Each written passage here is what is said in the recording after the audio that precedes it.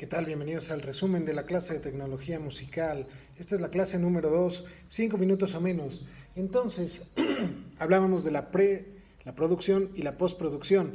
Durante la producción, obviamente hay que verlo como un sistema de entradas y un sistema de salidas.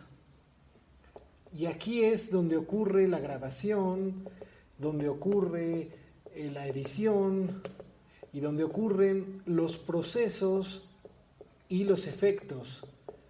Aquí es donde suceden, en este punto.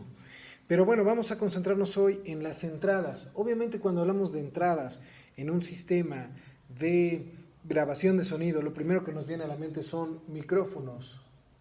Ese es nuestro instrumento para capturar el sonido. Y nuestra salida son las bocinas, llamadas también altavoces o llamadas también parlantes, ¿no? Entonces, vamos a hablar precisamente del micrófono. En el caso del micrófono, copienle, denle pausa si quieren. En el caso del micrófono, estamos partiendo del principio de cómo las ondas sonoras se mueven en el aire. Cuando un instrumento, por ejemplo una trompeta, genera una onda sonora, en realidad lo que está ocurriendo en el aire no es nada más este movimiento hacia acá, sino que, por segunda ley de Newton, a toda fuerza ocurre una fuerza de igual magnitud, pero en sentido contrario. Entonces el aire, si bien es cierto que primero está en reposo, este es el paso 1, en el paso 2 se movió hacia adelante, pero existió una reacción, entonces se movió hacia el sentido opuesto para finalmente volver a la posición en reposo. Este es más o menos su comportamiento esquemáticamente hablando. Piensen en él como si fuera un pedacito de tela que se mueve adelante y hacia atrás. Si ustedes van a un tendedero de ropa y golpean una sábana, la sábana se va a mecer hacia adelante y hacia atrás como un columpio. Este movimiento nosotros también lo podemos representar gráficamente. Si estos pasos son momentos en el tiempo, no nos importa cuántos segundos duren, obviamente son fracciones de segundo, pero si los tomamos como momentos en el tiempo, podemos trazar una gráfica que resuma su comportamiento, empezando desde 0, que sería su estado en reposo, y en el tiempo 0, vamos a llamarle amplitud por el momento. Entonces, cuando nosotros emitimos la onda, se empieza a mover en el medio y comienza a mecerse, piensen en la tela otra vez, hasta llegar a un punto máximo. Después viene de regreso, pasa otra vez por el punto de reposo y va en sentido contrario. Hablábamos de la segunda ley de Newton. Vuelve al punto de reposo, vuelve a un máximo, regresa. Y así va haciendo hasta que va perdiendo energía y finalmente deja de mover ese medio en el que se reproduce, en este caso el aire. Pero este comportamiento tiene una característica. Vamos a suponer que la onda nunca perdiera energía, que fuera perpetua, el movimiento fuera perpetuo. ¿Qué pasaría? La onda queda moviéndose continuamente si no hay nada que lo detenga, ¿no? Al menos es una parte teórica. Y vemos que hay repeticiones. Cada uno de estos se le conoce como patrón o ciclo, o también periodo.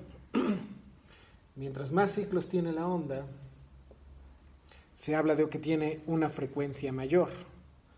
Ahora bien, nos interesa ver esto cómo se refleja en un micrófono o en una bocina, que son finalmente interdependientes uno de otro. El micrófono tiene una membrana de plástico que va conectada, esta es membrana, que va conectada a través de un imán. Este es un imán vil y vulgar, como los que se usan para poner mensajes en el refrigerador. Y estos son alambres de cobre o de cualquier otro metal conductor.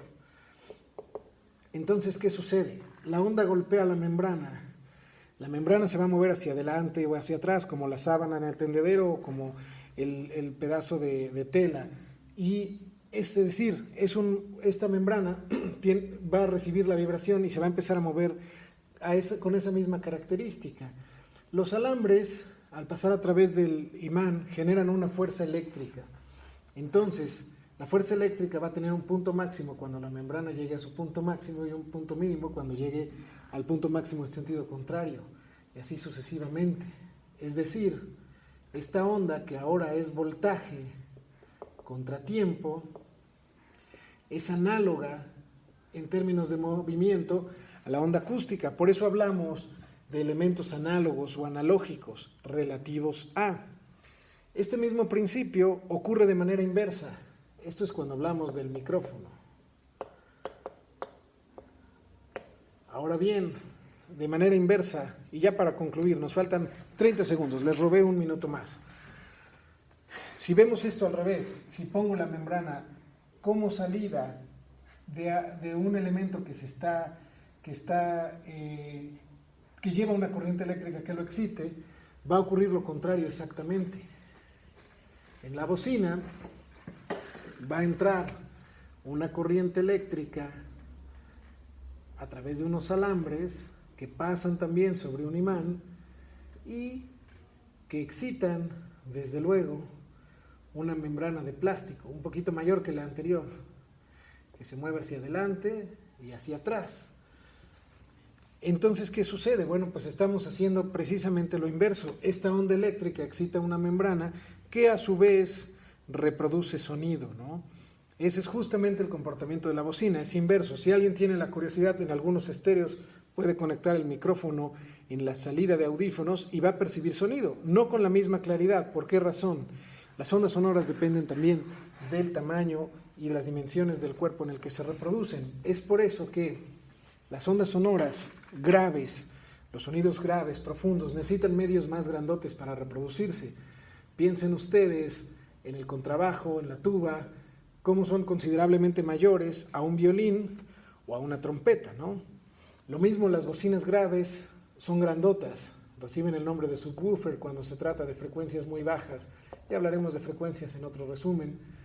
Tenemos bocinas más pequeñitas, que se les conoce como Twitter, por favor de no confundir con la red social, de hecho se escribe distinto, y todo lo que ocurre en medio de ambas, que es la mayor parte de la gama de frecuencias, que son simplemente medios. Casi todas las bocinas que ustedes conocen incluyen solamente estos dos elementos. El subwoofer se utiliza para frecuencias muy bajas que normalmente ocurren para simular explosiones en películas o poner graves tan profundos en una canción de hip hop que se cimbren los vidrios de los edificios junto a los que pasa el coche con el sonido a todo volumen. Pues este fue el resumen de la clase de Tecnología Musical 2. Seguimos platicando. Nos vemos pronto.